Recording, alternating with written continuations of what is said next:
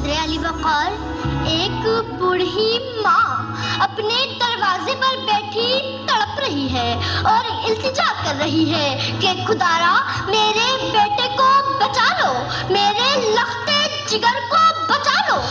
अभी कुछ वक्त ही गुजरा था कि ये ऐलान होता है कि छोटू गैंग के सरबराह को फौज ने गिरफ्तार करके बेगुनाहों को बाजियाब करा लिया है और जिना के गोलकमली जामा पहना दिया है, क्योंकि आप अवाम के रहबर और मुहाफिज हैं। ये खबरें सुनना ही थी, ये खबरें सुनना ही थी कि बूढ़ी माँ का तड़पता दिल बेसाख्ता कह उठता है कि आज का पाकिस्तान जिना का पाकिस्तान है। अरे कौन जिना?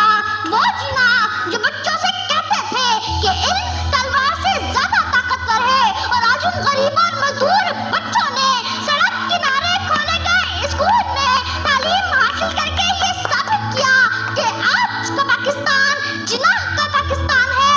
अरे कौन जिना?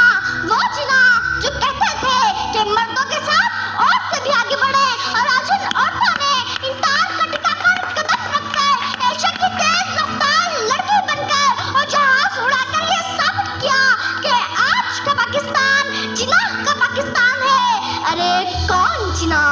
वो जिना जो भारतीय मजालिम के सामने एक शीशा पिलाई दीवार थे, और आज असफंयार वली बनकर और शेख खान बनकर भारत का गुरूर खाक में मिलाकर ये साबित कर रहे हैं कि चलता है खंजर तो चले मेरी रगों पर, चलता है खंजर तो चले मेरी रगों पर।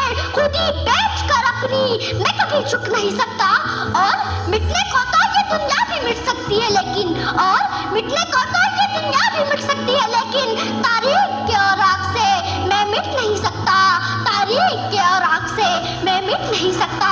ये पाकिस्तान हमारी आन है, हमारी शान है और हमारा ईमान है, क्योंकि ये जिना का पाकिस्तान है, क्योंकि ये जिना का पाकिस्तान है।